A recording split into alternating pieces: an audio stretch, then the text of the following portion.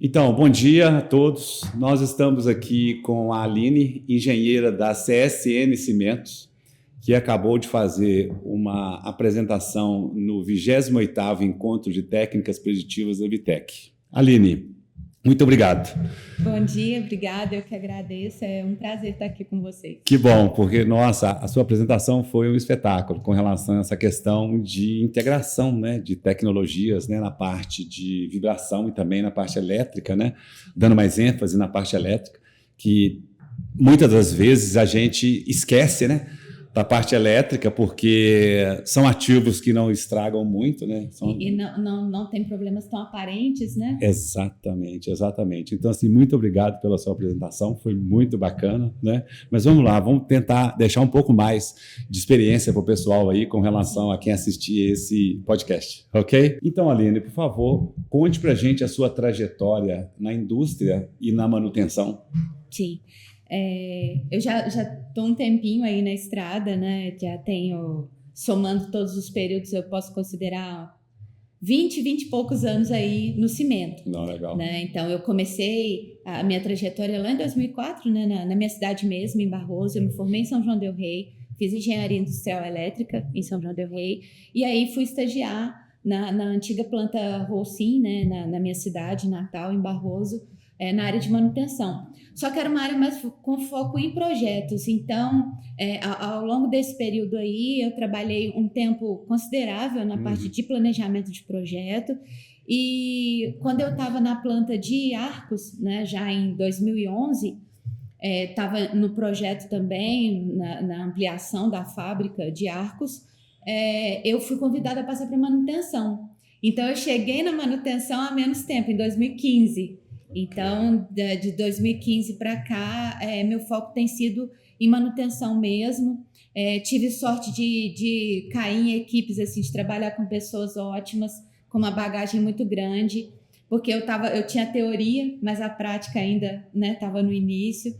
Então, aprendi bastante, fiz grandes amigos aí. O pessoal de manutenção sabe que manutenção não é uma vida fácil, né? E eu acho que essa correria do dia a dia, essa pressão que a gente sofre acaba aproximando aí as pessoas. Exatamente, mas a sua bagagem para manutenção já foi ótima, né? Sim. Porque você vinha de projeto, de planejamento. Isso, então, assim, é importantíssimo. Isso aí você vai trazendo, né? Isso aí dá assim, um enfoque muito bom, né?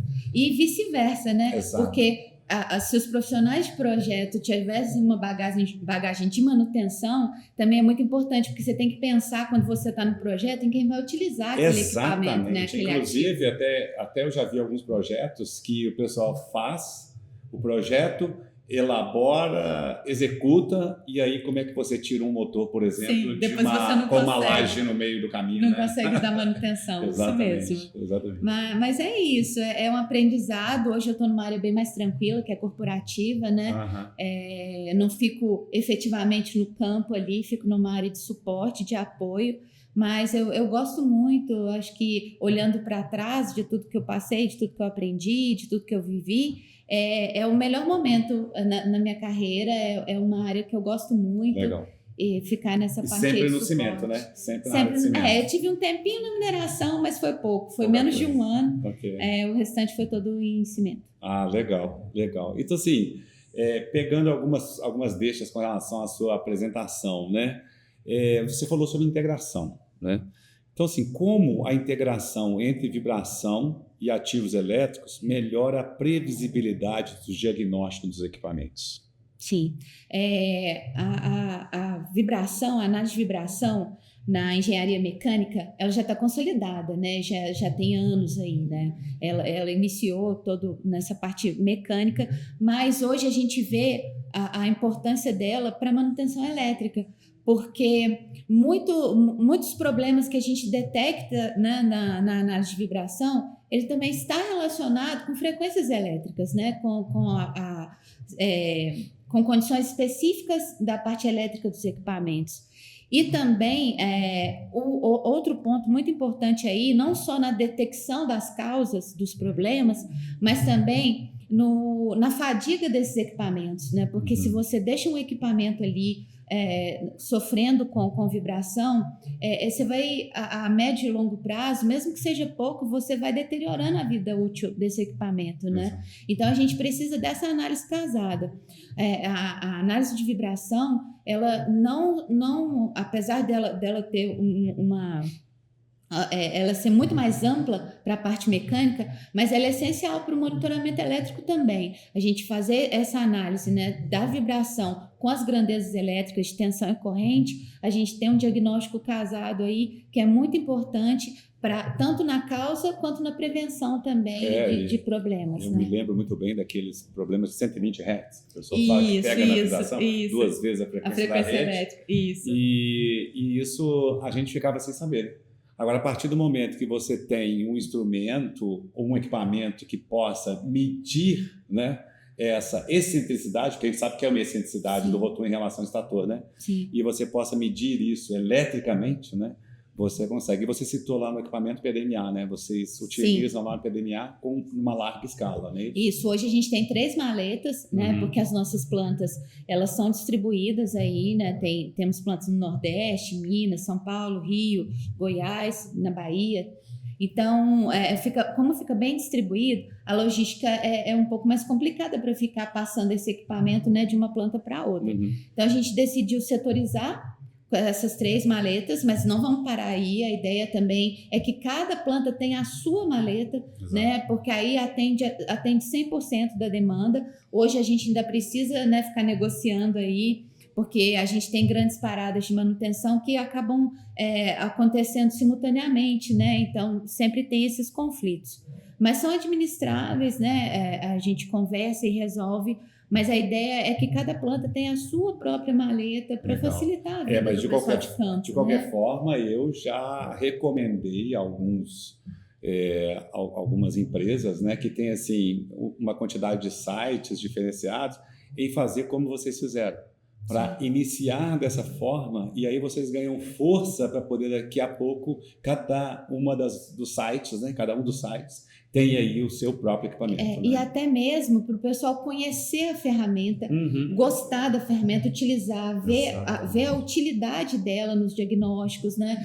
A gente, como eu comentei na apresentação, a gente utiliza muito o resultado dos ensaios para argumento de CAPEX, né? De busca de ativos sobressalentes, de comprar equipamentos sobressalentes e até mesmo para enviar equipamentos para reparo externo, né? A gente está falando de grandes motores, né? Motores de média tensão, são motores que custam 4 milhões, 6 milhões aí, um equipamento novo, né? Reparo é quase 1 milhão também. Né? E a gente trabalhando bem a manutenção, são ativos que, assim, eles passam da vida útil deles. Eu tenho motor de mais de 40 anos em operação e tem uma confiabilidade muito boa, sabe? Então, eu acho que o cuidado que a gente tem com os equipamentos fazem eles ter uma durabilidade muito maior, né? Muito um resultado que não é só em relação a paradas em si, mas também a durabilidade aí dos ativos. Né? Show, bacana. Assim, hoje existem muitas ferramentas no mercado, a gente sabe. Sim. O que realmente diferencia uma tecnologia que entrega resultado de uma que apenas gera dados? Tá. Eu vou por um lado aqui, que não necessariamente é em relação à tecnologia, porque as tecnologias são bem parecidas, né? Hoje a gente tem bastante coisa assim que tem um modelo matemático, né? E a gente faz a análise dos dados, mas um diferencial muito, muito importante aí é o suporte. O suporte que a gente tem em relação ao equipamento. Tanto a parte de treinamento, de reciclagem do treinamento, a gente tem rotatividade das pessoas, né? Sim, então a gente manutenção precisa principalmente, sempre, né? A manutenção tem uma rotatividade incrível. A gente precisa ter uma periodicidade aí de treinamento, aquela dúvida que surge quando vem um problema novo que nunca aconteceu. Exato. Então, o suporte, né? Como que é esse suporte? O contato que a gente tem com a empresa que forneceu aquele equipamento, né? A parte também de calibração, de manutenção. Então, tudo isso aí é importantíssimo. O suporte que a gente tem em relação ao fornecedor. Ótimo. Como que o fornecedor atende a gente. Okay. E aí a gente tem também em relação à aplicação em si, Aí cada ferramenta tem que ser de acordo com a nossa necessidade, né? Isso aí também eu acho que aí já fica de acordo com o que você quer, o que você precisa, a ferramenta para implementar. Exato. Mas assim, o diferencial é o suporte. E que eu coloquei aqui também, assim, apoio. qual a importância de transformar medições em diagnósticos claros para a tomada de decisão? Foi o que vocês fizeram no moinho, né? No motor do moinho, né? Sim. Isso aí foi importante, né? Sim, porque os dados estão ali. Então, a gente precisa, foi um outro ponto que eu comentei, né? A gente precisa desenvolver as pessoas nessa análise. Eu tenho um pouco de receio, um pouco não é medo, é um receio mesmo desse boom de IA, porque as pessoas não podem deixar de aprender. As pessoas precisam ter o pensamento crítico, o senso crítico, buscar históricos, fazer análise, porque no final os dados estão ali, a gente tem até uma IA que vai passar uma prescrição para a gente, recomendar algumas considerações, mas a gente tem que ter o senso crítico. Se a pessoa que está ali utilizando a ferramenta não tiver o senso crítico, o que passar para ela vai ser uma verdade incontestável e não é por aí. Exatamente. A gente sabe que muitos erros acontecem, né, seguindo esse caminho. Não, show, porque você termina a sua apresentação, né, falando sobre pessoas. Sim. Né? Eu separei assim, como te perguntar, né, como desenvolver uma cultura de confiabilidade dentro da indústria e não apenas implantar ferramentas. É exatamente o que você disse. Aí eu sou mãe, né? Eu faço um paralelo com o que eu sigo na minha vida. É o exemplo.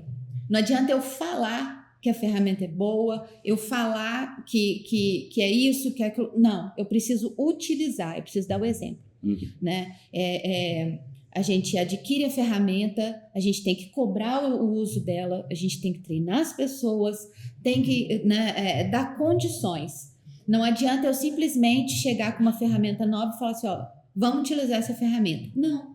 Eu preciso convencer as pessoas de que ela realmente é importante. E aí, no dia a dia, à medida que a gente vai utilizando, que vai vendo os resultados, que o inspetor lá no campo vai vendo que a vida dele está ficando um pouco menos complicada, né? Entra numa zona de conforto, isso, né? Não, e que ele tem um parque enorme de equipamentos para visitar. Se ele tem um monitoramento online, ele sabe em qual ponto ele deve ir primeiro, né? Então, assim, facilita a rotina dele. Alarmado, por exemplo. Isso. Então, quando a pessoa começa a utilizar o equipamento, que ela vê o resultado, que ela vê que a vida dela está um pouco mais tranquila com aquela ferramenta, que ela consegue já trabalhar, não no imediatismo, ela já consegue trabalhar a médio prazo, a longo prazo, a se programar, a se planejar, aí a cultura chega. Né? E aí você precisa ter uma base forte aí com essas pessoas, porque os próximos que chegam já entram ali, já vão seguindo aquele fluxo, né? Já